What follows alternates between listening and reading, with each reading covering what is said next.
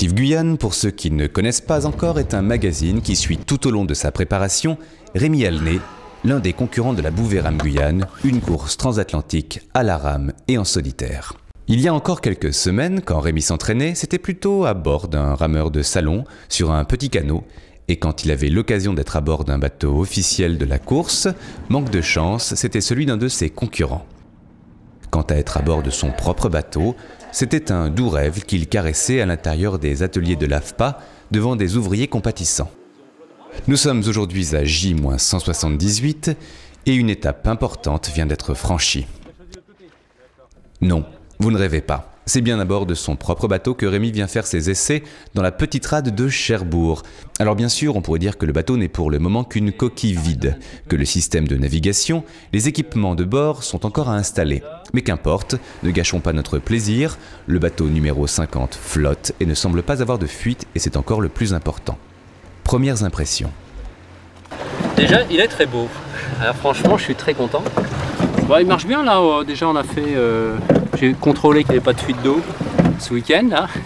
Donc j'ai vérifié tous les compartiments, il est étanche, déjà bien. Et puis bon là ce soir on fait des essais pour vérifier un peu les réglages d'aviron.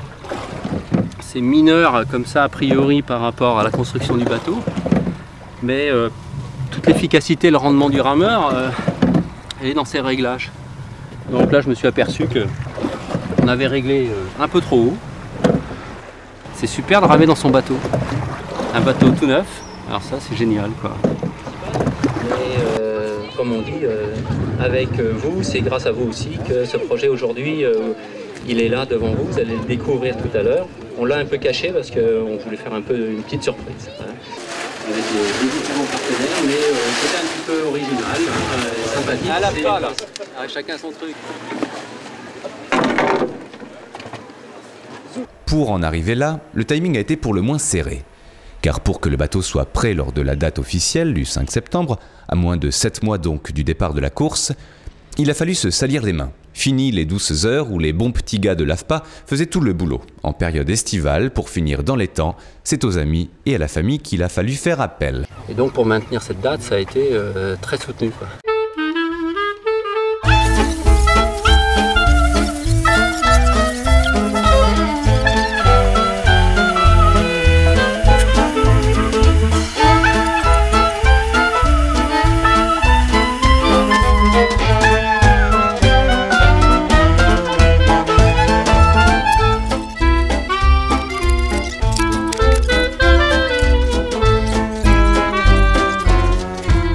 Quant au choix des couleurs, ce jaune canari et ce vert pomme granny obéissent-ils à une logique de communication?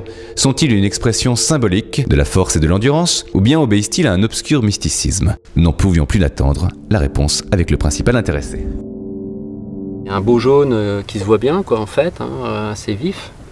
Et puis un vert qui rappelle le vert que j'aime bien quoi, celui de mon blouson tout simplement.